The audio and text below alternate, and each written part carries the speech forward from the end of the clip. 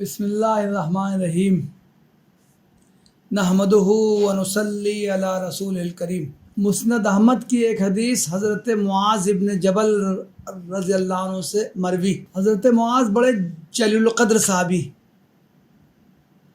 اللہ کے رسول صلی اللہ علیہ وسلم ان پر بہت زیادہ اعتماد کرتے تھے۔ آپ نے انہیں مدنی زندگی کے آخری برسوں میں یمن کا گورنر بنا کر بھیجا تھا۔ اس وقت حضرت معاذ رضی اللہ عنہ نوجوان تھے۔ بڑی پیاری حدیث ہے۔ حضرت معاذ بیان کرتے ہیں کہ ایک مرتبہ اللہ کے رسول صلی اللہ علیہ وسلم نے ان کا ہاتھ پکڑا اور فرمایا، معاذ مجھے تم سے محبت ہے۔ حضرت معاذ رضی اللہ عنہ وجد میں آ گئے۔ اللہ کے رسول صلی اللہ علیہ وسلم کی زبان سے محبت کا یوں صریح اظہار، اس احساس نے ان کو سرشار کر دیا۔ انہوں نے بے ساختہ جواب دیا، اے اللہ کے رسول، میرے ماں باپ آپ پر قربان، مجھے بھی آپ سے محبت ہے۔ اللہ کے رسول صلی اللہ علیہ وسلم نے ان سے محبت کا اظہار کیا۔ حضرت معاذ نے بھی جواب میں عرض کیا کہ اللہ کے رسول صلی اللہ علیہ وسلم، مجھے بھی آپ سے محبت ہے۔ اللہ کے رسول صلی اللہ علیہ وسلم کا معمول یہ تھا کہ جب آپ کسی سے تعلق خاطر کا اظہار کرتے تھے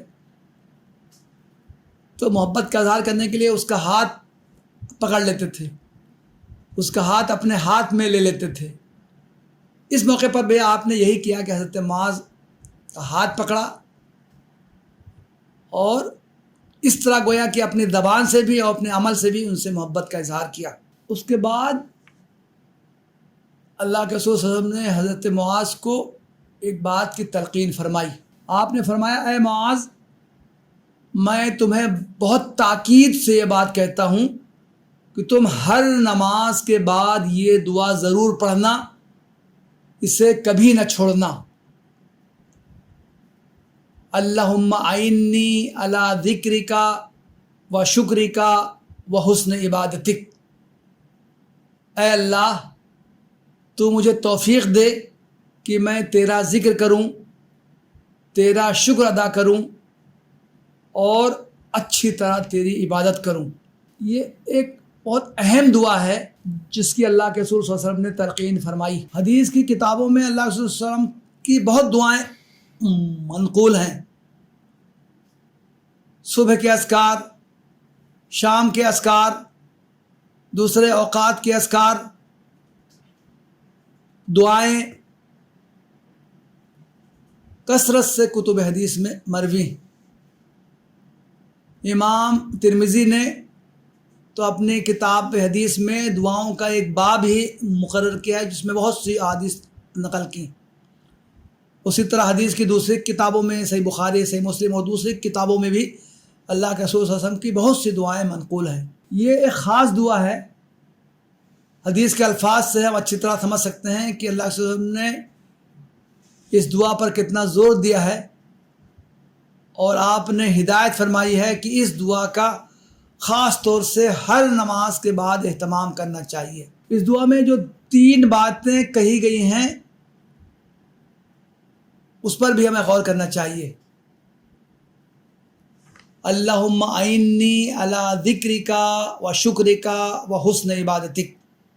اے اللہ تعالیٰ، تو مجھ کو توفیق دے کہ میں تیرا ذکر کروں، تیرا شکر ادا کروں اور تیری عبادت کروں۔ اللہ تعالیٰ کا ذکر کیوں کیا جائے؟ اللہ تعالیٰ کا ذکر اس لیے کیا جائے کہ اللہ تعالیٰ نے اس کائنات کو پیدا کیا ہے، اللہ تعالیٰ نے انسانوں کو پیدا کیا ہے، اللہ تعالیٰ نے ان کائنات کی تمام چیزوں کو پیدا کیا ہے اور اسے انسانوں کی خدمت میں لگا دیا ہے۔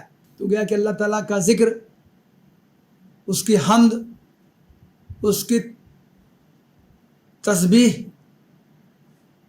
انسان کو بیان کرنا چاہیے، اس لیے کہ اللہ تعالیٰ اس کا مستحق ہے۔ اللہ تعالیٰ کا شکر ادا کیا جائے۔ شکر ادا اس لیے کیا جائے کہ اللہ تعالیٰ نے انسان کو بہت سی نعمتوں سے نوازا ہے، اسے پیدا کیا، اسے زندگی گزارنے کا طریقہ بتایا، پیدائش سے لے کے وفات تک زندگی گزارنے کے لیے جو جو چیزیں ضروری ہیں وہ اس کو فراہم کی۔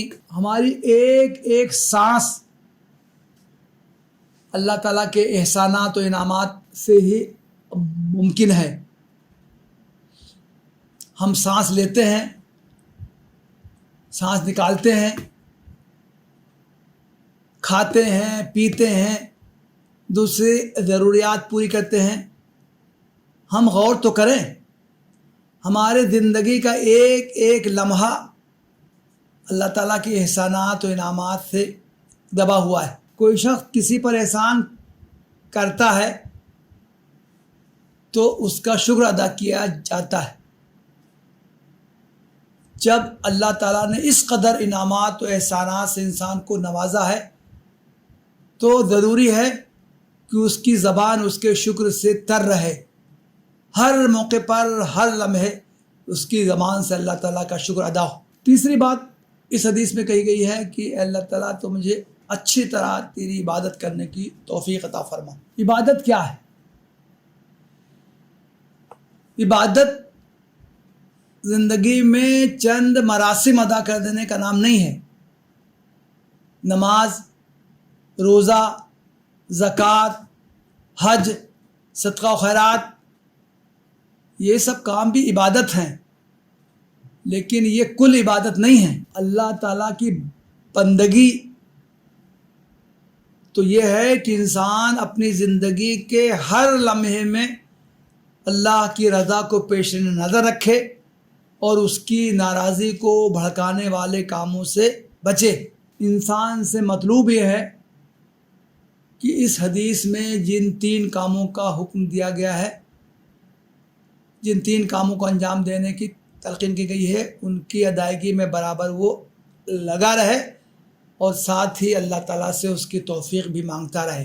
اس حدیث میں آگے ہے کہ حضرت معاذ نے اللہ کے رسول صلی اللہ علیہ وسلم کی اس نصیحت کو حرز جاں بنا لیا اور زندگی بھر اس پر عمل کرتے رہے.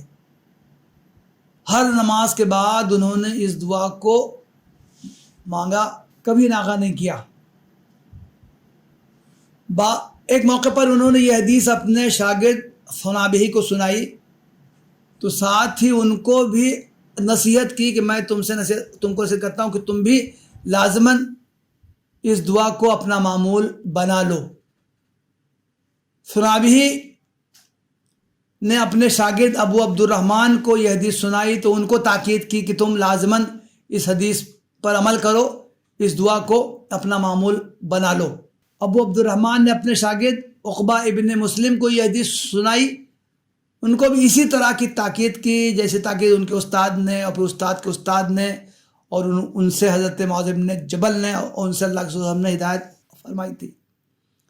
ہر ایک نے، صحابی نے اپنے شاگرد تابعی کو، تابعی نے اپنے شاگرد تبع تابعی کو، تبع تابعی نے اپنے شاگرد، ہر ایک کو یہ حدیث سنائی اور ساتھ ہی یہ بھی کہا کہ میں تمہیں تلقین کرتا ہوں کہ تم بھی اس حدیث کے مطابق ہر نماز کے بعد یہ دعا کرنے کو اپنا معمول بنا لو. ہر شاگرد نے ان سے وعدہ کیا کہ ہاں انشاءاللہ ہم کریں گے اور اس نے اس وعدے کو نبھایا. یہ حدیث اس قابل ہے کہ ہر مسلمان اس کو اپنی گرہ میں باندھ لے، وہ اسے یاد کر لے، اس کا مفہوم سمجھ لے اور ہر فرض نماز کے بعد پورے استحضار کے ساتھ اس کا ورد کرے. وآخر دعوانا ان الحمدللہ رب العالمین.